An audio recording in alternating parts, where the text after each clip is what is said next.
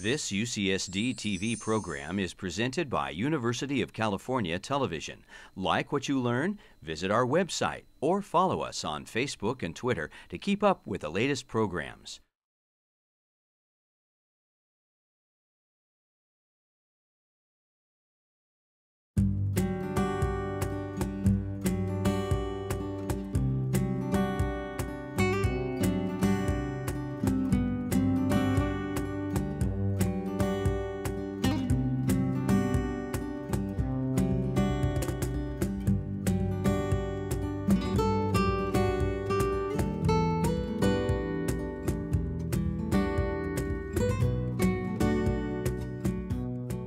Good morning and welcome to the Osher Lifelong Learning Institute at UC San Diego.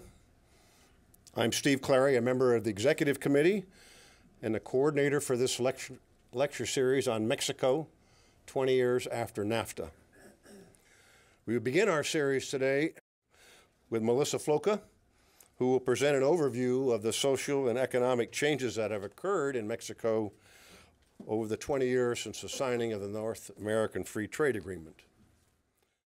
Why don't we start with this? Let's see a show of hands from people who've been to Mexico. Wow, okay. What about people who've been to Tijuana? Okay, wonderful. Anyone who didn't raise your hand, you have 5 weeks to take a field trip down across the border. And I think that, we're very lucky to have a wonderful classroom just, 30 minutes away in Tijuana. And I was going to show a slide here of our metropolitan area, our binational metropolitan area. That's 5 million people. It's 2 countries. You can see the border there. And in fact, we're part of 3 Californias. So it's not just the state of California, but we have the state of Baja California and Baja California Sur. It looks kind of like Chile, but it's not. And I wanted to give you just some quick facts about Mexico today, which seems like this room probably is already fairly up to date on, but 115 million people, 12th largest economy in the world, significant foreign direct investment, a labor force which is not agricultural, it's services and industry. Poverty. So you have 50% of Mexicans living below the poverty line, very similar to the US in that Mexico is a highly unequal country. So you have lots of very wealthy individuals, lots of very poor individuals. Exports, 80% almost of Mexico's exports go to the US. So Mexico is an extremely important trading partner for the state of California and for the US as a whole. Still very much a Catholic country. So the Spanish conquest has left an important cultural legacy in Mexico today. You see that in the way that Mexican cities are organized, the religion that people have. And something that's, I think, newer and quite interesting is the high level of urbanization that you see in Mexico. So 80% of the population lives in an urban setting, and that's something that's changed rapidly. So this year we're celebrating the 20th anniversary of NAFTA. And over the last 20 years in Mexico, you've seen huge change. Urbanization, which I already mentioned, epidemiological transition. So people in Mexico no longer die of, there's not so much infant mortality, maternal mortality. Mexican health system is struggling with cancer, diabetes, very similar to the kinds of problems that we have in the US. In addition to that, you have seen huge economic growth in Mexico. What does that mean? Well, that means that Mexico and the US are vying for the first place tie of who is the most obese country. Mexico took over from the US this year. And in addition to that, Bill Gates and Carlos Slim go back and forth every year about who is the world's richest man. So these are some of the things that the last 20 years of growth in Mexico have meant. I want to take a minute to talk about demographic transition. Something that a lot of people will understand very well in this room is what's happened in Mexico. In the 1970s, you saw the fertility rate drop dramatically. And so Mexico has its own generation of baby boomers as a result of that. This is what the population structure looked like in 1970. Then in 2000, you see a bulge at the bottom where population is really falling dramatically. So this group of individuals in Mexico doesn't have a name like the baby boomers, which is a very positive, growth-oriented, take over the world kind of name. These individuals are called the ninis. Ninis, which means ni trabaja ni estudia. So these are individuals that in many cases have had a lot of trouble finding their place in the Mexican economy and in the global economy. You can watch what's going to happen in Mexico with that generation. And you can think about what a tremendous challenge this is for the Mexican government. You have a large group of individuals who have struggled to find decent jobs, and many of them are in the informal sector instead of the formal sector. So many of these workers are not part of the tax base. They don't have all of the Social Security and things like that formal sector workers have. And I think that this is one of the most important challenges that Mexico faces today. I want to talk just a minute about Mexico's rich cultural legacy. So Mexico has, over 10,000 years of extremely vibrant culture. And today, that contemporary culture, Mexicans are important in the arts, in literature. Something that Mexico is also very good at, soap operas. How many of you watch telenovelas? Another hands up. Anybody watch telenovelas? Oh, come on, no one watches telenovelas? Oh, okay, okay. So I think that I need to digress from my presentation for just a second. We had a group of researchers who were here from Ghana for 2 weeks with us. We were sharing best practices on a public health project. And the first day that they were here, I gave a presentation to them kind of like this. Mexico, you probably don't know much about it. It's a big country, but not important to Ghana. And about 10 minutes in, this guy raised his hand and he said, oh no, we know all about Mexico and Ghana because they get their soap operas. And so in Ghana, people hurry home in the afternoon to watch the soaps, the Mexican soaps, and this is actually just incredible.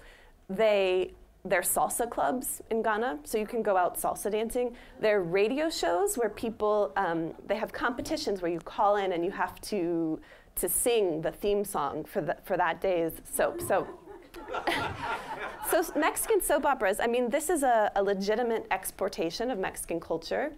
People are watching them all over the world, and they're influencing the way that people behave and dress and dance and what they do on their radio shows in Ghana. So that's not entirely tangential. You might recognize this lovely young lady, La Gaviota. She's a very important Mexican soap opera star. She's also Mexico's first lady. So she's married to Enrique Peña Nieto, who took power last year, a year ago in Mexico. He married La Gaviota 1 year before he announced his bid for election. In really kind of a Romeo and Juliet story. I remember watching on TV, I think the night that he proposed to her, and they were up on the balcony in the hotel, and it was, yes, made for TV.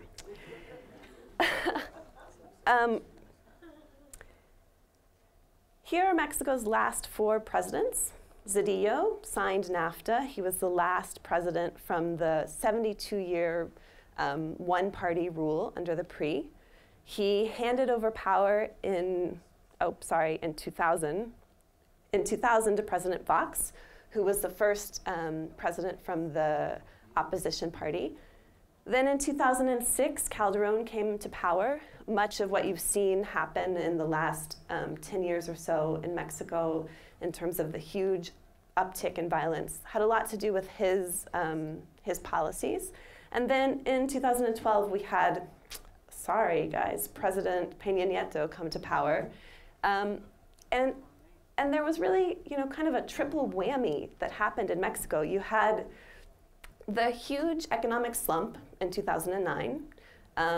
Then you had drug wars, violence breaking out. So people had tremendous hopes when the PAN came to power in 2000 under Fox. And then they were really, quite disappointed by what was going on in the Calderon administration. And then you have this beautiful, soap opera star come along and marry the pre-presidential candidate, and now the pre's back in power. So after, 72 years of basically a dictatorship, a 12-year break with the PAN, now we have the pre back in power under Peña Nieto. So I wanted to make just a few more comments before I turn the floor over to David Mares. I think that, in addition to the things that we've talked about today, Mexico is also has been a wonderful laboratory for social policy. So in Mexico, you see things like conditional cash transfers. This was the first country basically that had a scheme of conditional cash transfers where poor individuals were given money in exchange for taking their kids to the doctor, sending their kids to school. And this is something that has been copied, the world over. So you have dozens and dozens and dozens of countries who have implemented this. And now what you see is even a push for not just conditional cash transfers from poverty alleviation programs, but simply cash transfers where governments just give money to poor people and let them, do as they wish with it. So these are huge innovations in social policy, and Mexico has been a place that's been very innovative in that sense. In addition, in the last 10 years, you've seen universal healthcare coverage extended to all Mexicans. So many, many Mexicans were left out of, didn't have access to healthcare because they were informal sector workers. And the government has basically unveiled a universal healthcare coverage scheme. It's not perfect. There's a lot of challenges to providing free healthcare to a nation of 115 million people. But I think Mexico has done a lot of very innovative things. And in fact, right now, what you see in Mexico is an extremely ambitious reform agenda. I don't know how much of this you've picked up in the newspapers here, but Mexico is basically reforming everything that you can reform. So there's energy reform going on right now. You haven't had private investment in the energy sector in Mexico, and that's changing. You also have education reform taking place in Mexico. So Mexico is making strides to reform its education system. I don't know if any of you saw in the papers when Elba Ester was arrested. She had been the head of the Mexican Teachers Union for a number of years, a resident of San Diego as well, a very nice house here, and lots of expensive shopping trips. And she, was basically sent to jail because of corruption. So the current government is making huge strides around trying to push a reform agenda forward. Mexico doesn't have re-election, so none of the offices, mayors can't be re-elected, congressmen can't be re-elected, the president can't be re-elected, and that's something that Mexico is working on changing as well, which will, I think, really revolutionize what their democracy looks like. Okay. Thank you so much. Thank you very much. Thank you for the invitation to be here. I'm going to talk about violence in the drug trade.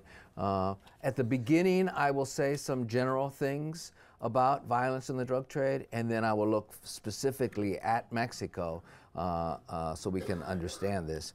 The thing I want to point out is that violence in the drug trade is an old issue in Mexico. But there are new policies that the Mexican government is adopting to try and address that violence. And part of what I'm going to do today is explain why you've had that shift to new policies. First, some perspective. This is the homicide rates for the UN Office on Drug Control. US, this is per 100,000. The United States, the homicide rate is 4.7. And then you can see this is what we think about because we live here, right? So when we look at these kinds of numbers, we think, oh my God, it's a lot of violence. But if you look at Mexico and Latin America, you see Mexico isn't anywhere near the most violent country in Latin America. Mexico's not all that different from Brazil in terms of violence. But we don't have that perspective about Brazil, and we have this perspective about Mexico. Part of it is because Mexico's right next door, and therefore we pay more attention to it. And part of it's just a whole bunch of things that get caught up in trying to understand the illegal drug trade. And so it becomes easy to look south as the source of our problems. You'll notice a number of these in here are in Central America or the Caribbean. Okay, and I'll make an argument today that, in fact, these high rates of violence are in fact linked partly to the illegal drug trade into the United States. But the first thing to say about the illegal drug trade in the United States is our most pressing problem in terms of use, abuse, danger are not imported illegal drugs. They're pharmaceuticals that are being used without a prescription. So our illegal drug trade problem is not meth from Mexico, cocaine from heroin from Colombia. We do have some of that, but the numbers of people who actually use those are very reduced. It's the prescription drugs without a prescription issue that is dominant in the United States after marijuana. All right, so Mexican challenges. The drug trade is illegal. It's illegal in Mexico, it's illegal in the United States, it's illegal around the world. Okay, that is a challenge for Mexico, it's a challenge for the United States, it's a challenge for countries around the world. Violence in Mexico exploded in the 2000s. Right? Mexico had a declining homicide rate right up into the early 2000s. It was looking very much like the United States on homicide as well as all of those other measures like obesity, right? It's getting closer to the United States. And then in the early 2000s, there's this spike of violence in Mexico. So the question for a lot of people looking at Mexico, in Mexico and outside of Mexico, is does significantly reducing the violence require significantly reducing the illegal drug trade?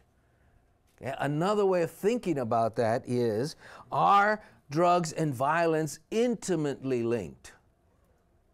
Okay. We could answer yes. That's the way the U.S. government officially looks at Mexico. It sees violence as a result of drugs. Okay? We could answer no, it's not intimately linked.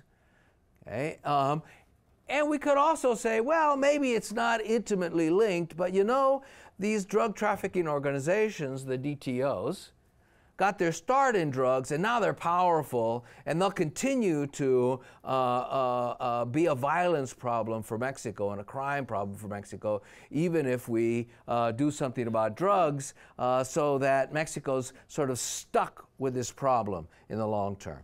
Okay? What I want to argue is that, in fact, this is true. Drugs and violence are not intimately linked, and I'll give you theoretical reasons for that, and I'll give you empirical evidence for that argument, and argue that, in fact, this isn't as pressing a problem as a number of people are trying to make it out for Mexico. All right. Theoretical reasons answer no, empirical reasons, okay. And extortion, human trafficking, kidnapping, those are the other things that the drug trafficking organizations have gotten involved in. And they're actually easier to combat than illegal drug trafficking, and that's a result of the characteristics of the goods and services that create profit for criminals when you're extorting involving human trafficking or kidnapping, as opposed to drug trafficking. You know, drugs are easy to conceal, to hide. They're incredibly valuable per little piece of item. If you think about a human being, you know, a human being is harder to hide than a baggie of cocaine, a bag of cocaine. If you think about extortion, to extort somebody, you actually have to have some access to that individual, and you're not going to extort just somebody on the street. You're going to want to extort somebody who's got the kind of money that makes it worthwhile to you to extort. So that exposes you as the criminal, makes it easier for you to get caught, makes it harder for you to make a profit, etc. So for all of those reasons, yes, the drug trafficking organizations have diversified, but the diversification is not the problem when you think about the continued crime in Mexico, even if we were able to do something about drugs. Okay, if Mexico is going to combat this, it still needs a professional law enforcement and judiciary. This is really the problem, as opposed to drugs, as I'll point out as we go through the next half hour or so. So in a sense, here's the puzzle. Mexico is currently racked by horrendous levels of violence linked to the illegal drug trade, but the United States, with the world's largest drug market in terms of value, okay, probably the largest number of drug dealers in the world. Okay, why? Because most people sell to only a few people. So if you consider that we have over 9.5 million people consuming illegal drugs in the United States in the last 30 days, and you figure that a drug dealer probably sells to 10, 15, maybe at the most 20 people individually, and that drug dealer who's selling at that level hasn't imported or produced the drugs themselves. They got it from another distributor who got it from a wholesaler, who got it from a regional distributor, et cetera, et cetera. It turns out that the United States probably has the most number of drug traffickers in the world. But we have very little drug-related violence in the United States. You saw our homicide rates, they're way down. Okay, and not all of those are linked to drugs. In fact, most of them are not linked to the drug trade. So we have a very large illegal drug market, but very low levels of violence. Okay? To make matters even more complicated, Mexico has been involved in the marijuana and heroin trade for decades, and the cocaine trade for more than a decade, yet it didn't have this level of violence until somewhere around 2003, 2004, the violence begins to rise. Okay? The question is why? Why all of a sudden do you get this spike in violence in Mexico? And here's a theoretical argument. All right, and it's that violence has a value, okay, and that value is not inherent in a product, it's inherent in the conditions under which that product is made available, okay. So we'll call it rents. Rents are just a lot of profit.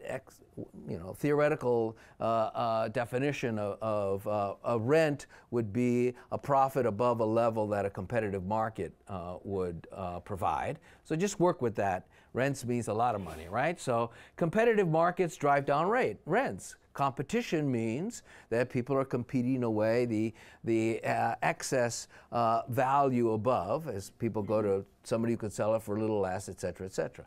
All right? The characteristics of illegal drugs, right, just the physical characteristics of illegal drugs, should mean that the markets would be competitive. Okay? There are low barriers to entry. It's really easy to make a lot of these substances. Okay? You don't need to worry about patents, right, because it's illegal. Right? It's easy to grow marijuana. It's easy to make meth. Right? So low barriers to entry, easy to produce, low capital requirements, size and weight make transportation cheap. So there should be very competitive markets out there, which means that the rents associated with being in that production and sale should be low. Okay? Shouldn't be a very profitable market. The problem is, so why valuable? Why so valuable? Government policy that makes these substances illegal has contradictory, perverse impacts on the competitiveness of the drug markets. On the one hand, it supports competitiveness because since it's illegal, people don't want to sell to a lot of people at the local level. Right? You want to sell to somebody that you have some confidence that they're not a government agent, a police agent, and that they won't go and tell the police. All right? Our jails are full of people who sold drugs to people that they didn't know. right? Who turned out either to be police informers or somebody who, you know, immediately, as soon as they saw a police walking by, said, "Oh, I bought it from so-and-so, you know, here's my deal," right? So drug dealers don't want to deal with those people normally, all right? The fact that it's illegal should support competitiveness in the market. There's an incentive to limit the number of people. A lot of people are demanding this stuff, so there should be a lot of traffickers out there. That's what a competitive market should look like. But illegality also means that prices are high for the product, so there's an incentive for somebody to go out there and try and dominate the market, okay? Because the individual price per item is really valuable compared to the price of producing that value. So if you can dominate that market, if you can control that market, you can potentially get a lot of money, all right? So that stimulates the effort to try and capture those rents. All right, the dynamics of violence then in this kind of a situation are that initially you try and capture the rents by taking over the territory of somebody else. All right, now they're not going to want you to take over their territory. Right? Why doesn't the 7-Eleven manager go over to the Circle K manager with a baseball bat and say, "I'm going to break your knees if you sell alcohol on this block because I'm on this block and I'm selling alcohol"? The reason he doesn't do that is twofold. One, the profit that you make from alcohol, okay, doesn't justify the threat, the potential penalty for the threat. And secondly, the Circle K manager will push that little button and the police will show up. Right? But if you've got a drug distributor in this area and you come to him and you say, "Look, I want to control this area," okay, the profits are very high, so you're willing to run the risk of either getting caught by the police or this guy pulling out his own gun and saying, "I'm defending my territory." That's more likely to be the response because he's not going to call the police, because he can't very well call the police and say, "I'm selling cocaine here, and now somebody wants to, you know, dominate this area," right? So in that kind of a situation, to protect your business, you've got to protect it yourself. Okay? And that's what leads to this underlying part of this, the potential for violence there. All right? Now, effective criminal justice institutions respond to violence. They don't respond to drugs. Come on. Yes, drugs are illegal in the United States, but we know there's drugs everywhere in the United States. There's drugs in Del Mar, there's drugs in La Jolla, there's drugs on the UCSD campus. I ask my students all the time, and they say, yes, there's drugs in the dorms. Do we see the police kicking in doors, you know, and arresting students, frisking them on the... No, go into a poor neighborhood, you'll see that, but not in good middle class or upper class neighborhoods and not on college campuses. All right, so we have our priorities about how much we want to put into fighting the illegal drug trade. But when violence breaks out, then we do want the police there. Okay, if violence breaks out on the UCSD campus, you can bet the police are going to be here. Immediately, parents will say, "Where are the police?" The university administrators will say, "Where are the police? There's violence here." An empirical example of that is the United States in the 1980s. We're all of the age where we remember Miami Vice, right? The television shows. And it was all about druggies shooting at each other, right? Over and over again. Why? Because there's this moment in the 1980s. Crack hits the streets of the United States. The profit potential of crack is incredibly high. It's not that crack is a maniacal drug. Science has now told us crack's impact on people is no different from powder cocaine. All right? But we had this perception of it because the level of violence. Why? Because it's a new market, and there were young gangs out there who thought that if they could corner this market, they could make a ton of money associated with cornering that market, and they started shooting at each other. Okay? They weren't shooting at middle-class kids. They weren't shooting at the police. They were shooting at each other. But every once in a while, a middle-class kid gets in the way. Every once in a while, a policeman shows up and, gets hit. And so the U.S. government came down really hard. The U.S. criminal justice system came down really hard on the violence. Okay? The United States is the #1 country in terms of the percentage of our population behind bars. Okay, 40% of those people are there for some drug-related issue.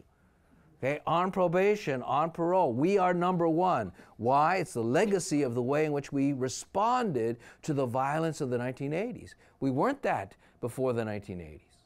Okay, so what that means is that the criminal justice system increases the cost to people who would do violence. So now, if you're a criminal and you want to do violence, you have to think about not only how much rent can I capture if I was able to get to dominate this area, but what's the risk to me of going after dominating that area? Okay? If dominating requires violence, then the risk to me is that, in fact, this criminal justice system will come down hard on me, okay? Not because I'm selling drugs, but because of the violence. So maybe it's better for me to just make my regular money selling drugs and not run the risk on that violence side. Okay? If we think about that, when the costs of the violence exceed the benefits of the violence, then violence should go down, even though the underlying crime does not go down. Right? So how does this relate to Mexico? Well, Mexico's got a really bad criminal justice system. It's ineffective. It's not just corrupt, it's ineffective. They arrest the wrong people. Now what happens when you arrest the wrong people? You've spent your resources arresting somebody and the criminal goes free. So if you think about deterrence in crime, what does the criminal think? Well, I'm unlikely to be caught because it's easier to catch an innocent person because they're just walking down the street and the police say, you look guilty, let me grab you and I'll take you to court. And then the judge says, well, you look guilty to me, so you're guilty, so you go to jail for 10 years. All right? But the criminal, the real criminal, goes free.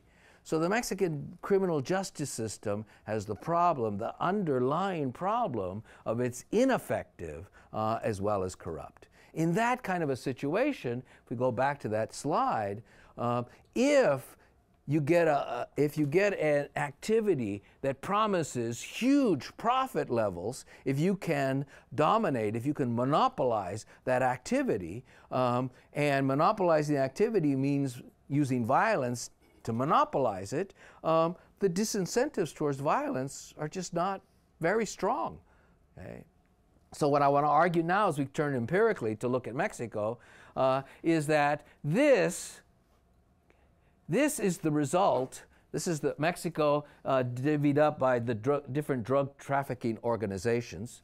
Okay? This is the result not of illegal drugs per se, not of the fact that Mexico has historically been involved in the marijuana trade, not of the fact that Mexico has a weak judicial system. Okay? It's a fact of what's happening up here and what happened in here.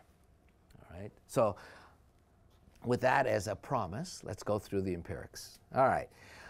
Mexico has long been involved in the illegal drug trade. It's got a new strategy now.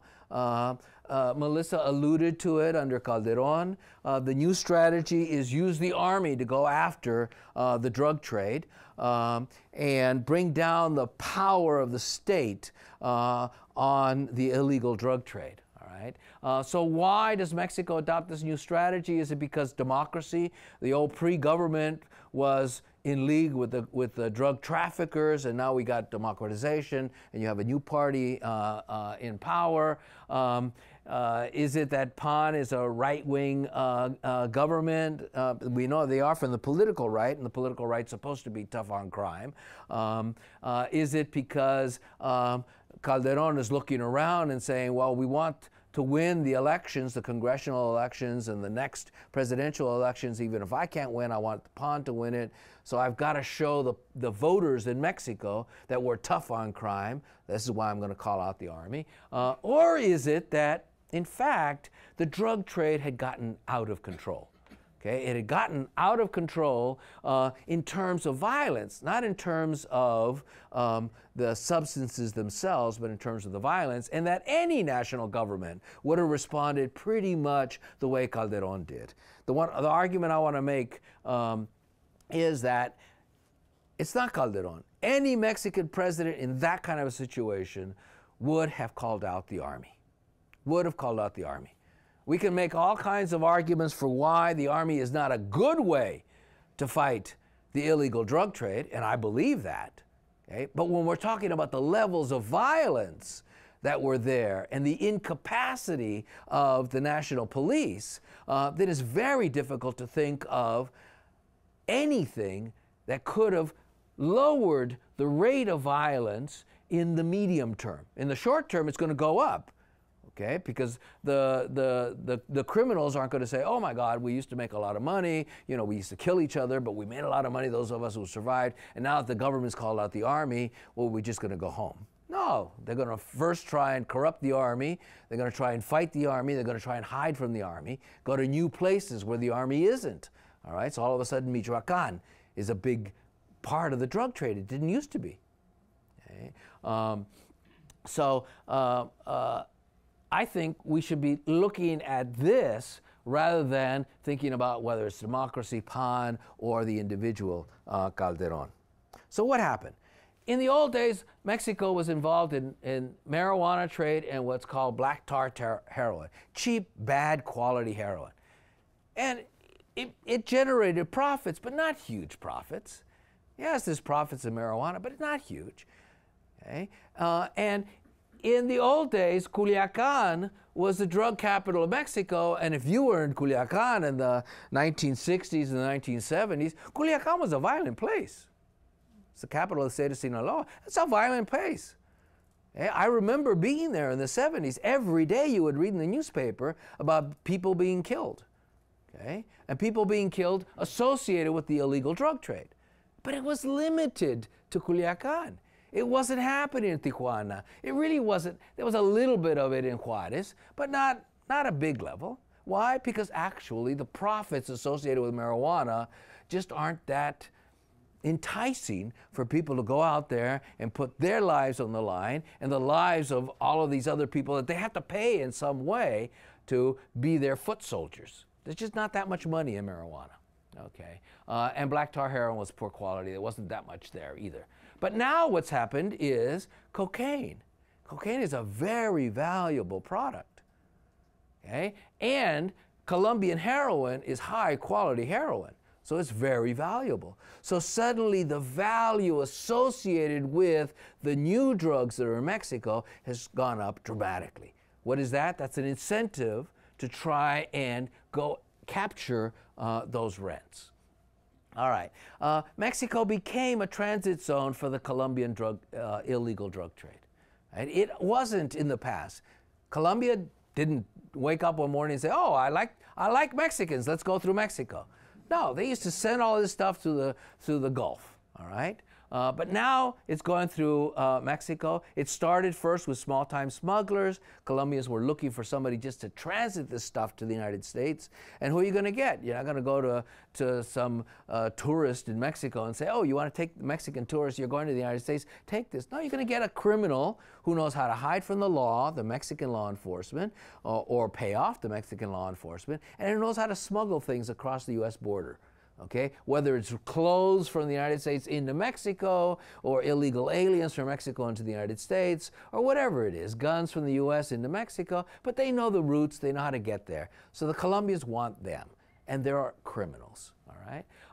So first they get these small-time smugglers in Mexico. Those small-time smugglers smuggling cocaine and heroin, high-quality heroin now, are getting richer. As they're getting richer, they want to become independent of the Colombians and be business people themselves, just like the Colombians are. Right? So in Mexico today, we now have Mexican traders who are actually moving backward into Colombia, backward into the Andes, and trying to get around the Colombians who used to provide them with the substance. They've gotten very wealthy, they've gotten very powerful, they've moved into Central America, et cetera, et cetera. So that's something that's different in Mexico. And the other thing that's different in Mexico is that consumption in Mexico is going up as well. Okay? The U.S. government used to say, you know, drugs, that's a U.S. problem. Not our problem. We grow it and the U.S. consumes it. Okay? But today there is more consumption, not of marijuana in Mexico, but there's more consumption of cocaine, of heroin, of methamphetamine. So now the Mexican government has to confront that issue. There are different ways you could confront it, but it has to confront it. It can't ignore it anymore. All right. So all of this leads to a higher value in the illegal drug trade in Mexico. That means that there's going to be more corruption as criminals try and hide their activities from the good law enforcement by paying off the bad law enforcement. That corruption is going to affect the state's ability to deliver to voters, and yes, Mexico is now a democracy. So now any government in office is going to be thinking about my ability to deliver goods to the Mexican voters. If you looked at that 50% of Mexicans living under poverty, that is a disgrace in Latin America. In Chile, it's about 18%. In Argentina, it might be 21%. I mean, Mexico is way behind. And the government knows that, and the people know that, and they want a government in the democratic period. They want a government that will respond. So the government is finding that corruption is becoming more of an issue for it.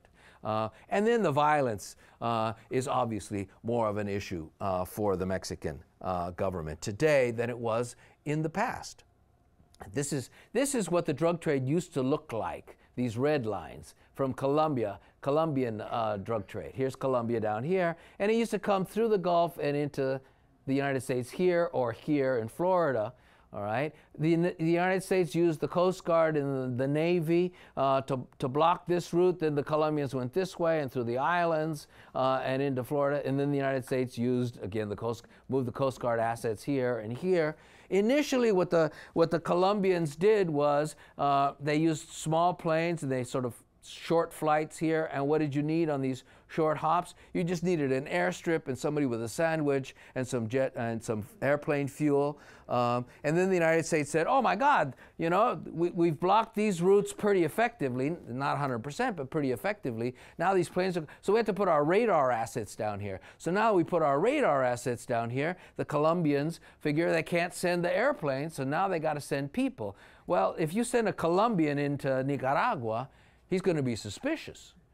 Okay, you send a Colombian into Guatemala, into Mexico, and they're coming across, that's a suspicious person. So what you want is you want a local.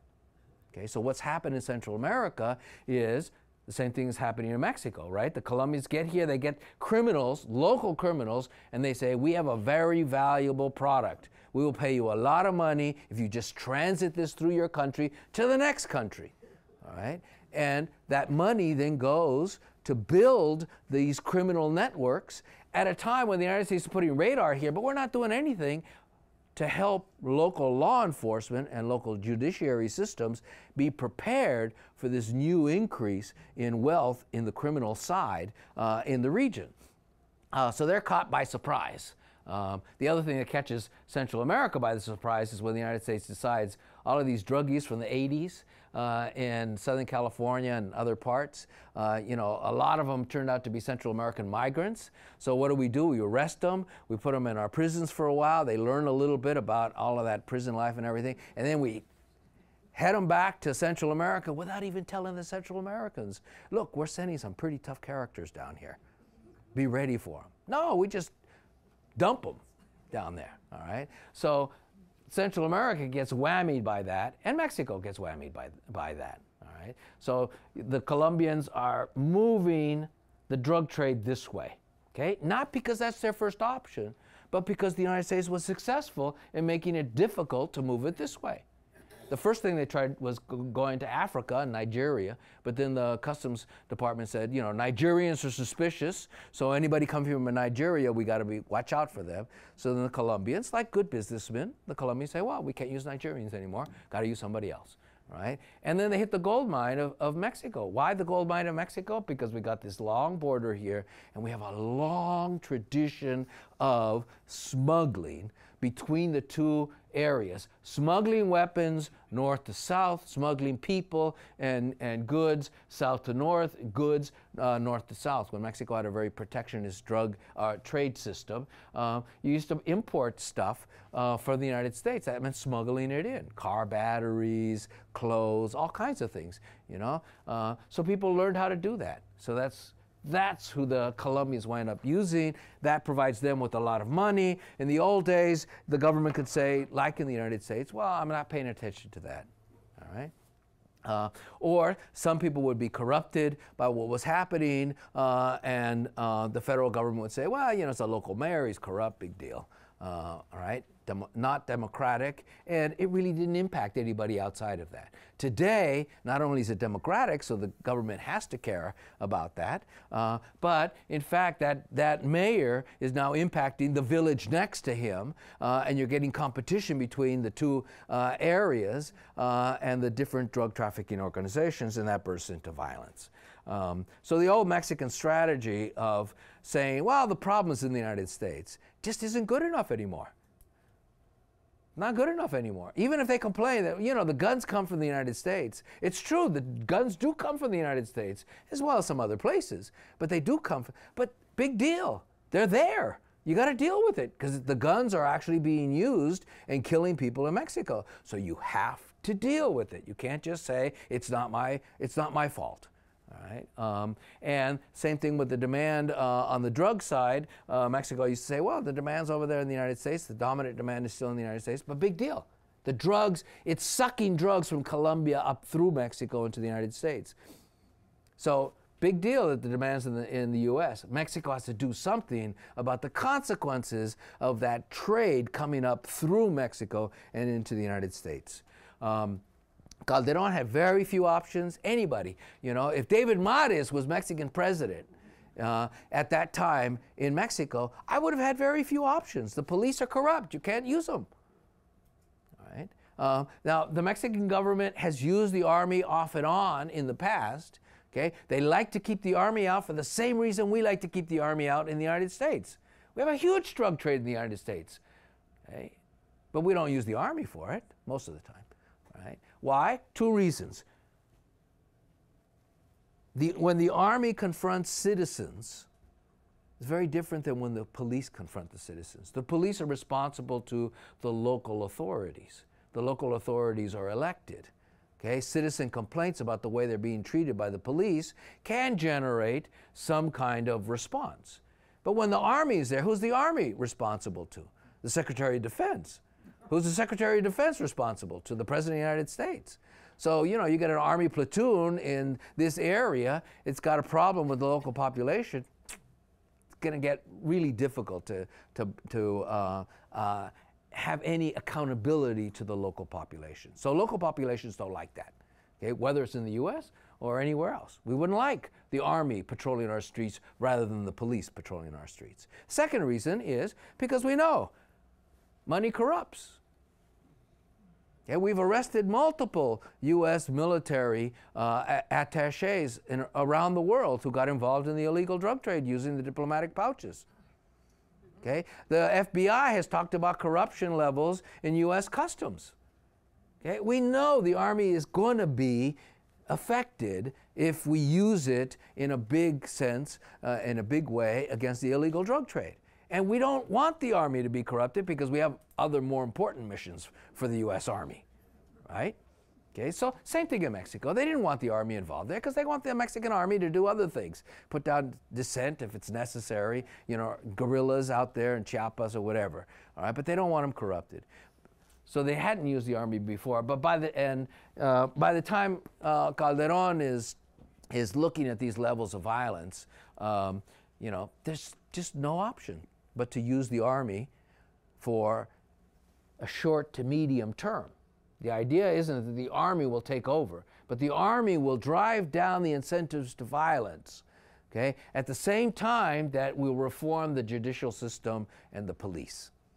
Okay, now that's a big challenge, but that's the plan, or that was the plan. All right, and you can see that, in fact, in Mexico, the army did get corrupted in different parts. The Zetas, one of the drug trafficking organizations now, used to be an army elite unit, partly funded and trained by the United States. You know. All right, so the federal government can no longer ignore this. The security and the political costs have become too high for Mexico. Now, in attacking that, I think that what's been really important for Mexico, and it's been very difficult sometimes for the U.S. government and lots of times for the U.S. press, to understand the distinction between the drug trade and the violence. Okay? Mexico wants to focus on that violence. It needs to focus on the violence. Okay? Can Mexico get rid of the illegal drug trade? We can't get rid of the illegal drug trade. So how do we expect Mexico to get rid of the illegal drug trade? So if the Mexican government were to focus on the illegal drug trade, they would lose the battle. Okay? Because they'd be using their resources in an area that really doesn't have the impact where they're interested, which is the level of violence. So they have to focus on the violence and not the drugs. Right? But when they focus on the violence and not the drugs, then we start, especially our press, picking up on, well, you know, but the Mexicans are not doing something about the drug trade. You know, and the drugs keep coming to the United States. You know, well, they're going to keep coming to the United States as long as we have that big sucking sound, right? All right, so for Mexico, the focus has to be on the violence inside Mexico. For a period of time, the U.S. government, particularly in the Defense Department, wanted Mexico to focus on the drug trade in Central America, right? And send Mexican troops to Central America to help Central Americans fight the drug trade. You know, and fortunately, the Mexicans said, "Are you crazy?" You know, first of all, the Central Americans wouldn't want Mexican soldiers in Central America. Secondly, Mexico doesn't have enough assets in their military to both work at home and work in Central America. And they don't want to build a huge military establishment. All right? So they want to focus their military in Mexico. Ultimately, Mexico itself can't have much of an impact on that drug trade. The United States is the #4 producer in the world of marijuana. And we're a law-abiding country. Our police aren't corrupt. Okay? Not at those kinds of levels that would explain that. So the drug trade is a whole different phenomenon. All right, this is ultimately what should happen if Mexico is successful. What you'll get is, okay, here's the flow, the white arrow, the big white outline, is the current flow of drugs from Colombia into Central America, into Mexico, and then into the U.S., okay, the bigger ones. If Mexico's successful in this perimeter, because that's the Mexican strategy, is fight it at home and then do something about the perimeter in order to decrease the amount of these high-value products that are coming into Mexico, transiting Mexico. Mexico wants to reduce the level of cocaine and heroin from Colombia coming in, not because it thinks it's going to beat the drug trade, but because by reducing the volume of cocaine and heroin coming in, it's going to reduce the profits in the industry and therefore reduce the incentive to violence in Mexico. So they are interested in that security perimeter here, and they're using U.S. aid for that. And ultimately, what you should see if Mexico's successful is that the volumes will fall to here. That'll benefit Central America too, because Central America is suffering from the violence because the drugs are transiting Central America. The Colombians aren't thinking, oh man, Central Americans are rich, let's send a lot of cocaine to Central America. No, they're saying Central America's between us and that big piñata over there, right? So we got to get through Central America. And that creates the problem for Central America. So this strategy will actually benefit Central America as well. Will it benefit the United States? Probably not, because the drugs will find another way to get into the United States. As long as we suck, it'll come. It'll come different ways. you know, it comes from all different parts of the world. We don't hear much about Canada, right? But Canada's a big producer of marijuana and exports that marijuana to the U.S. Vancouver's a big transit zone for all the amphetamine-like substances from Asia that come into Vancouver, and from Vancouver come to the United States. But we don't hear about Canada, the drugs come from everywhere. Ecstasy comes from Europe. How often do you hear about Holland and West Germany as big drug producers? But that's where they're producing ecstasy. And they're coming in from Rotterdam, the ports in Rotterdam. So the drugs are going to be coming to us as long as we want them. So that can't be Mexico's concern. Mexico's concern has to be focused on the violence. Fortunately for Mexico, violence and drugs are not inherently linked. Okay? If they were inherently linked, Mexico would be condemned. Okay? But they're not inherently linked. In the past they weren't, and in the future they don't have to be. Okay? They're linked now, but only because Mexico cannot increase the disincentives to violence among criminals. It's not eliminating criminals, it's the incentives to violence among criminals. As Mexico uses the army to increase the cost to criminals of the violence, and if it's successful in rebuilding the judiciary system so that in fact police can catch real criminals, and so that in fact the judicial system does punish criminals, then that also increases the costs of violence, because violent criminals are easier to catch than non-violent criminals. Because as soon as you do violence, the citizenry says, I want something done about this. Okay? So let me leave it there. Thank you.